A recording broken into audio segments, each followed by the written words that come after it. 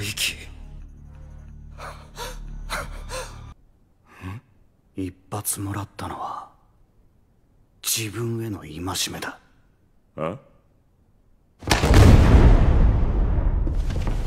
Pada episode sebelumnya, secara mengejutkan kita harus menerima kenyataan bahwa Naoto di masa depan sudah mati ditembak Kisaki.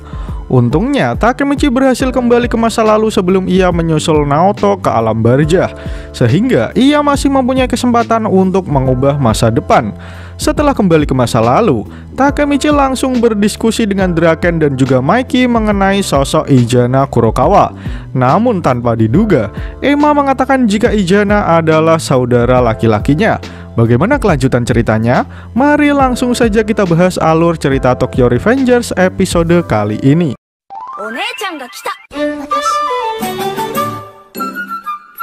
Panel pertama menunjukkan Emma yang bercerita ketika ia berpisah dengan Izana dulu. Di sana, Izana berbohong kepada Emma jika ia mau pergi bersekolah sementara. Ia berkata jika suatu hari mereka pasti akan bertemu lagi. Emma kemudian berkata pada Mikey jika Izana juga salah satu saudara tirinya. Takemichi pun bertanya apa ada hal lain yang Emma ingat tentang kakak laki-lakinya. Namun Emma menjawab jika ia tak mengingat banyak karena ia hanya tinggal sampai usia 3 tahun saja.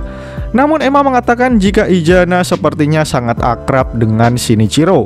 Mikey dan Draken bertanya-tanya kenapa ia malah lebih dekat dengan Shinichiro. Kemudian Emma keluar ruangan sebentar untuk mengambil sesuatu. Kemudian Emma kembali dengan membawa sebuah kotak kaleng. Emma tak sengaja menemukan kotak tersebut yang ternyata berisi kenang-kenangan Shinichiro. Di dalamnya terdapat seikat surat yang diketahui Takemichi berasal dari Izana Kurokawa. Takemichi pun berpikir jika mungkin saja sekotak surat yang ada di sana berasal dari Izana. Emma berkata jika ia sendiri belum pernah membacanya. Namun dilihat dari jumlah surat yang dikirimkan, mungkin keduanya memang sangat akrab. Kemudian mereka semua mulai membaca satu persatu surat yang ada. Takemichi mengatakan jika rata-rata suratnya hanya berisi tentang kehidupan sehari-harinya. Namun Draken berhasil menemukan surat pertama yang mungkin dikirimkan Izana. Surat itu berisi perasaan senang Izana yang mengetahui jika ia masih punya keluarga. Sementara Takemichi menyadari jika saat itu Shinichiro pergi menemui Izana. Draken sendiri malah penasaran bagaimana Shinichiro dapat mengenal Izana. Berbeda dengan Mikey, setelah membaca sebuah surat ia berkata jika ia ingin keluar sebentar untuk mencari udara segar. Setelah Mikey pergi, Draken membaca surat yang tadi dibaca Mikey untuk Shinichiro. Belakangan ini aku sering sakit kepala. Ini semua pasti salah dia. Tolong berhenti membicarakan Mikey. Takemichi terkejut mendengar surat Izana yang dibacakan Draken. Sementara Draken akhirnya mengerti jika Izana sudah dipisahkan dari keluarganya sejak kecil. Lalu anggota keluarga yang ditemuinya untuk pertama kali adalah Shinichiro. Sehingga jika Shinichiro adalah satu-satunya support system yang dimiliki Izana, bagaimana pendapatnya mengenai Mikey? Takemichi kemudian menyadari sesuatu. Jika mungkin saja Shinichiro membiarkan Izana mengambil alih Black Dragon. Namun ketika Shinichiro bilang ia meninggalkan Black Dragon demi Mikey, maka Izana pasti iri dengan semua yang Mikey miliki. Draken juga berpikir jika Izana mungkin saja menyimpan iri yang sangat besar kepada Mikey. Bahkan, bisa saja itu adalah sebuah dendam. Draken juga baru menyadari sesuatu ketika Toman bertarung dengan Black Dragon generasi ke-9. Di sana, Shion Madarame mengatakan sesuatu. Kami akan meneruskan keinginan generasi ke-8. Takemichi yang mendengar itu menyadari jika itu keinginan generasi ke-8 itu sama halnya dengan keinginan Izana Kurokawa. Draken berkata jika itu memang benar. Generasi ke-9 sengaja melibatkan diri dengan Kajutora. Dan gara-gara iri, bagaimana jika mulai saat itu Izana telah melancarkan rencananya untuk menghancurkan Mikey? Bagaimana jika semua pertikaian ini adalah buntut dari dendam Izana Kurokawa? Takemichi lalu berkata jika setelah Shinichiro meninggal, Izana lalu membentuk Tenjiku dan membawa semua pasukannya ke Tokyo. Karena kali ini ia melakukannya untuk membunuh Mikey. untuk membunuh adik tirinya sendiri.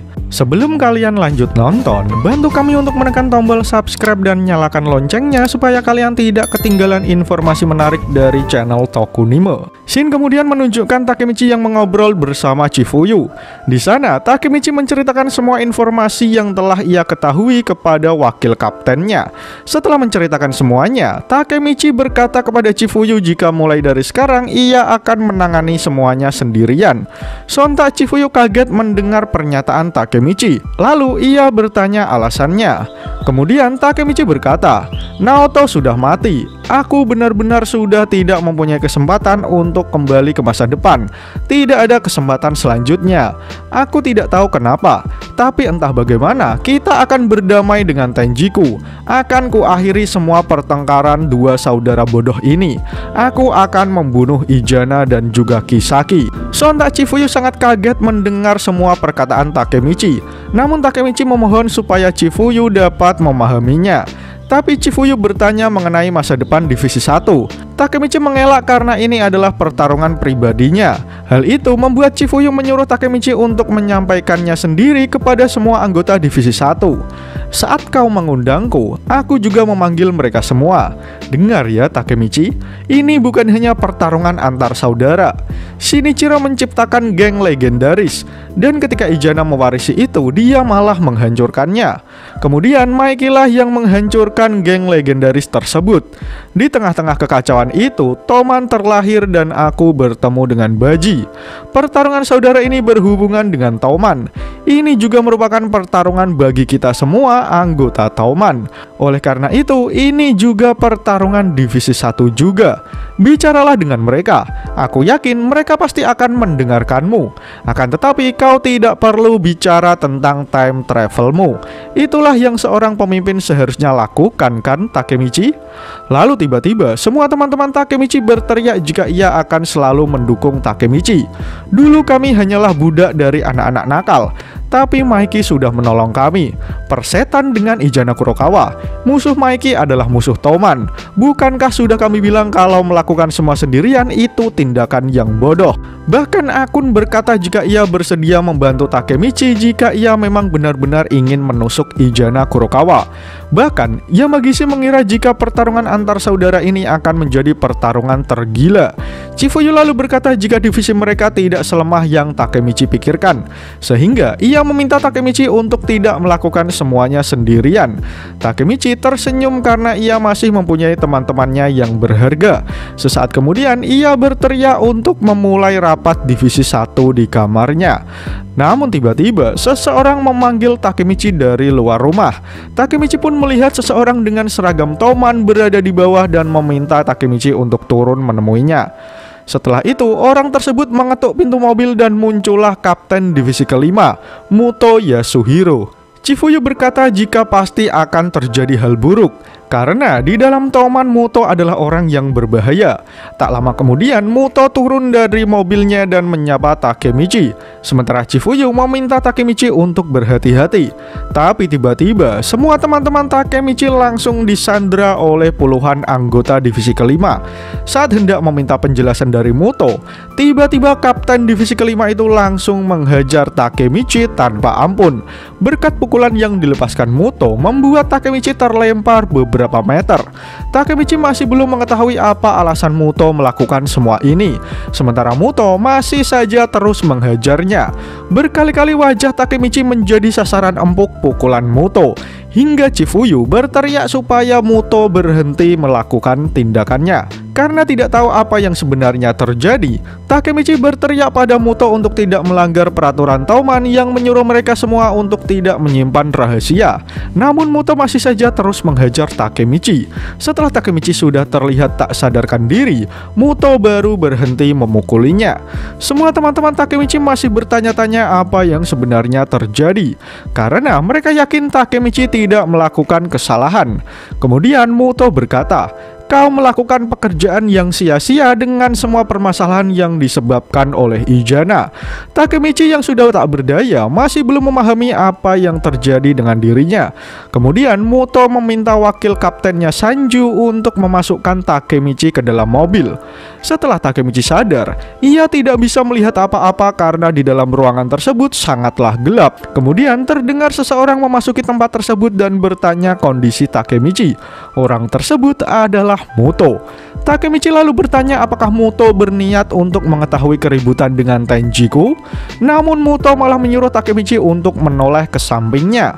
Dan setelah lampu dinyalakan, Takemichi sangat terkejut dengan apa yang ia lihat. Di sana sudah ada Inui dan juga Koko dengan wajah yang sudah babak belur. Kondisi mereka bertiga kini sangat menyedihkan. Inui dan Koko diikat di sebuah kursi, sementara Takemichi seluruh tubuhnya diikat menggunakan lakban atau sebuah tali. Takemichi pun bertanya-tanya kenapa Inui dan Koko juga berada di sana. Sementara Koko memaki kesal karena ia tidak menyangka jika Takemichi juga tertangkap. Ia tak percaya hantu S62 melakukannya. Mendengar kata S62 membuat Takemichi bertanya-tanya apa yang dimaksud Koko. Inui lalu berkata jika sebenarnya Muto adalah teman lama Izana dan yang lainnya. Kemudian beberapa orang dari mereka keluar dari penjara remaja dan mereka adalah generasi yang brutal. Namun di sana Muto berkata jika permasalahan Tenjiku bukanlah urusan mereka karena Izana adalah urusan Muto. Takemichi pun hanya bisa bertanya-tanya apa yang sebenarnya terjadi pada kapten divisi kelima. Sebelum kalian lanjut nonton, saya mau ngasih tahu dulu. Jadi, saya baru saja membuat channel original yang bertujuan untuk memberi wawasan baru kepada orang-orang yang menontonnya. Karena saya menganggap sebagai wibu kita itu harus tahu hal-hal yang lain juga, supaya ras wibu ini tidak dianggap sebagai ras yang bau bawang. Jadi kalian bisa lihat-lihat dulu channel saya yang bernama Cari Tahu Bersama. Jika kalian suka, silahkan langsung di-subscribe saja. Oke, mari langsung saja kita lanjutkan pembahasan videonya. Panel pertama menunjukkan Muto yang masih menyekap Inui, Koko, dan juga Takemichi. Di sana, Takemichi bertanya apa tujuan Muto membawanya ke tempat tersebut. Kemudian, Muto mulai duduk dan menjelaskan sesuatu kepada Takemichi. Divisi 5 Touman adalah divisi spesial. Kami diizinkan untuk menginterogasi anggota lain yang nampak mencurigakan. Bisa dibilang kami adalah komite kedisiplinan Touman. Kami boleh menghajar siapapun yang berkhianat tanpa persetujuan ketua Touman. Mikey memilihku, kapten terkuat dari semua divisi. Mendengar semua itu, Takemichi berpikir jika Muto ternyata hanya menjalankan tugas dan tidak di pihak Tenjiku. Namun Takemichi mulai bertanya-tanya, apakah dirinya melakukan hal yang mencurigakan? Kemudian Muto mengatakan prinsip hidupnya yang tidak boleh ragu membuktikan kesalahan tersangka.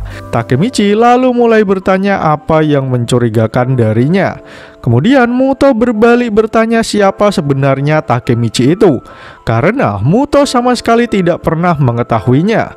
Namun tiba-tiba Inui berkata jika dirinya memang mempunyai koneksi dengan Izana Kurokawa. Takemichi pun hanya bisa melongo mendengar pengakuan Inui. Kemudian kita ditunjukkan kilas balik sewaktu Inui masih menjadi bawahan Izana di Black Dragon generasi ke-8. Di sana, Izana mengatakan alasannya memilih Inui walaupun usianya 2 tahun lebih muda. Izana meminta Inui untuk mendukung Black Dragon generasi ke-9 juga. Takemichi dan Koko hanya diam saja mendengarkan semua cerita Inui. Aku membantu Izana, lalu masuk ke divisi 1. Divisi 1 adalah pengkhianat Touman, mata-mata Tenjiku, dan otak dari semua ini adalah Hanagaki Takemichi. Itu yang kau pikirkan kan, Muto? Mendengar semua itu, Muto langsung berdiri dari tempat duduknya, sementara Takemichi baru mengetahui situasinya sekarang ini. Takemichi berpikir apakah mungkin ia sedang dipermainkan oleh orang-orang ini, namun wajah Muto nampak begitu menyeramkan saat melihatnya. Takemichi bingung harus berbuat apa, karena ia tidak punya alasan. Lalu tiba-tiba, Koko berkata jika Takemichi bukanlah pengkhianat. Inui juga berkata jika Muto salah besar karena mereka semua tidak mengkhianati Toman. Sekarang berlututlah dan meminta maaf kepada kami, karena kami tidak tahu apa-apa. Takemichi yang mendengar semua itu hanya bisa kebingungan dengan apa yang sebenarnya sudah terjadi. Kemudian Muto mulai berkata, "Apa yang kalian bicarakan dari tadi? Kalian memang tidak terlibat dari semua tugas spesial yang aku katakan. Perampokan, penyerangan, narkoba, aku dan Ijana pernah melakukan itu semua. Lalu kami membentuk tim kami sendiri. Kami ditakuti sebagai generasi brutal. Kami berkuasa di era itu. Lalu karena beberapa alasan, Ijana memutuskan untuk keluar. Semua menjadi membosankan hingga akhirnya Maiki merekrutku. Kau paham kan sekarang Takemichi? Aku adalah salah satu pendiri Tenjiku." Sontak Takemichi menjadi mengerti dengan situasi yang ada. Yang sebenarnya sudah mengkhianati Toman adalah Muto, kapten divisi kelima Toman. Muto mengatakan jika semuanya mungkin akan berbeda jika saja ia bertemu dengan Maiki terlebih dahulu. Namun sekarang Ijana telah kembali ke geng, sehingga Takemichi dan yang lainnya sekarang adalah musuh Muto. Sebelum kalian lanjut nonton, bantu kami untuk menekan tombol subscribe dan nyalakan loncengnya supaya kalian tidak ketinggalan informasi menarik dari channel Tokunime. Di dalam ruangan tersebut, Takemichi bertanya, "Hei Muto, apa yang sebenarnya kau incar? Mau sepeduli apapun kau dengan Ijana, ia hanya akan fokus pada Maiki. Ia membuat Tenjiku hanya untuk menghancurkan Maiki." Lalu Muto menjawab, "Kau bodoh Takemichi. Kau bilang Ijana hanya mengincar Maiki? Dengar, ada sebuah alasan kenapa aku menculik kalian semua di sini. Hei Inui, kenapa kalian ingin masuk ke divisi Takemichi? Apa karena kalian sudah tidak mau dimanfaatkan lagi? Inui, terakhir kau melayani ketua generasi ke-10 Shiba Taiju bukan? Kau memanfaatkan kekuatannya untuk membangun kembali Black Dragon. Dan satu lagi, yang Taiju inginkan hanyalah kembalinya Kokonoi ke Black Dragon. Kau ingin tahu kenapa Taiju sangat ingin Koko kembali Takemichi? Itu karena Koko adalah seorang yang pintar dalam mencari uang. Dan yang mau Ijana pakai adalah kemampuan itu, kekuatan finansial. Takemichi kemudian menyadari jika orang yang sebenarnya mencari uang bukanlah Taiju. Karena setelah ia mengingat, di lini masa manapun Kokonoi adalah satu-satunya orang yang mengurus uang di Toman. Kemudian Muto kembali berkata, "Kau tahu apa yang menjengkelkan darimu, Koko? Itu adalah kau yang hanya mendengarkan perkataan Inui. Dan entah kenapa Inui masuk ke divisi Takemichi, sehingga aku harus membunuh Inui dan juga Takemichi. Jika orang yang selalu bersamamu mati, kau tidak punya pilihan lain selain bergabung ke Tenjiku bukan?" Lalu dengan cepat Muto menginjak kepala Takemichi menggunakan sepatu karfil miliknya. "Hei Kokonoi, sekarang bergabunglah dengan Tenjiku, atau mereka berdua akan kubunuh. Pilihan ada di tanganmu. Lalu kau Takemichi, asal kau tahu, Maiki bukanlah satu-satunya rencana Ijana. Kekuatan finansial Kokonoi, kecerdasan Kisaki, dan juga karisma Maiki. Ijana bisa memanfaatkan semua itu dengan maksimal dan membentuk organisasi kriminal terhebat. Generasi S62 sekarang sudah berumur 18 tahun. Sampah seperti geng motor itu hanya untuk bocah. Hei Kokonoi, jika kau bergabung dengan Tenjiku, akan kulepaskan Inui dan juga Takemichi. Jadi apa pilihanmu, Koko?" Koko yang mendengar semua itu menjadi bingung harus menjawab apa. Namun tiba-tiba Takemichi berlutut kepada Koko supaya tidak mendengarkan apapun dari perkataan Muto. "Hei Bang Muto, membuat organisasi kriminal terhebat katamu? Walaupun aku mati sekalipun, hal itu tidak akan mengubah apapun. Seperti yang sudah terjadi di masa depan. Pertarungan yang tidak pernah aku menangkan. Tapi sekarang aku sudah menemukan kuncinya. Aku tidak akan melepaskan Kokonoi kepada para bajingan itu. Hajime Kokonoi adalah anggota divisi 1 Toman. Aku tidak akan melepaskan bawahanku kepada orang sepertimu." Muto dan Koko sangat terkejut mendengar sumpah yang Takemichi ucapkan. Takemichi berpikir jika ia hanya harus melindungi Koko supaya ia bisa menang. Berpikir seperti itu membuat adrenalin Takemichi semakin terpacu dan bersemangat. hangat. Sesaat kemudian Muto berkata jika Takemichi tidak mungkin menang melawannya. Namun Takemichi malah menyeringai dan menganggap Muto tidak mengerti apa-apa. Ini bukan tentang menang atau kalah. Inui yang mendengar perkataan Takemichi hanya bisa melongo. Ia tiba-tiba mengingat perkataan yang Shinichiro sampaikan dahulu. Lalu dengan modal nekat, tiba-tiba Takemichi berlari menerjang Muto dengan tangan yang masih terikat. Malam mulai tiba. Saat Takemichi membuka matanya, ia mendapati dirinya sudah terbaring di antara tumpukan sampah. Ia berada di sana bersama Inui. Kemudian Takemichi mengingat kejadian yang baru saja menimpanya. Saat melawan Muto, Inui membantu Takemichi. Namun mereka berdua memang bukan tandingan Muto, apalagi dengan tubuh yang sudah babak belur.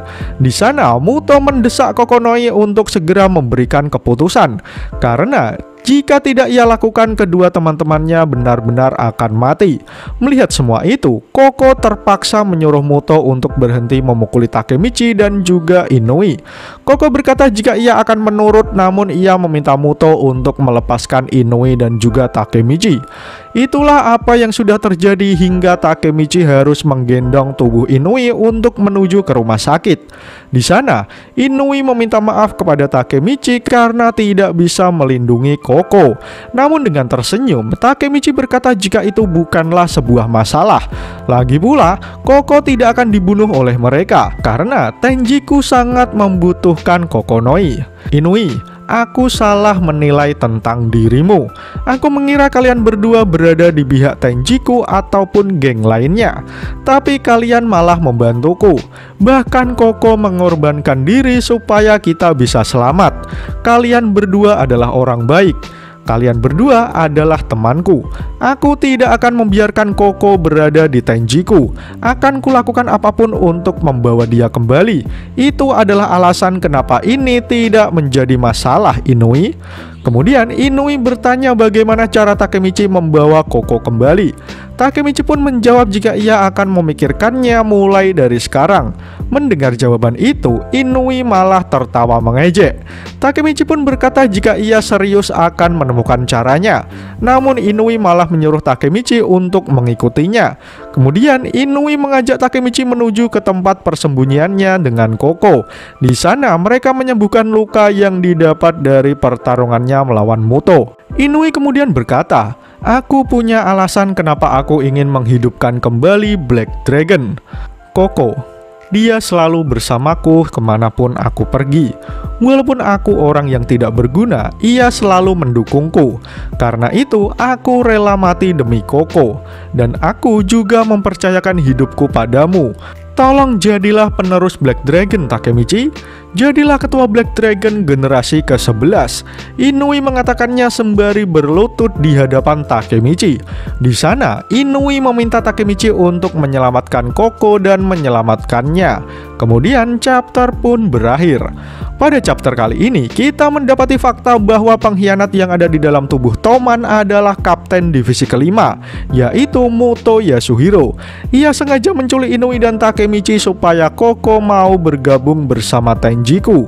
Dengan kekuatan finansial yang Koko miliki, Tenjiku berencana membuat organisasi kriminal terhebat yang pernah ada.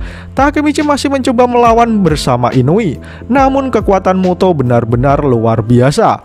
Hal itu membuat Koko akhirnya menuruti apa yang Muto minta, asalkan Takemichi dan Inui bisa ia selamatkan.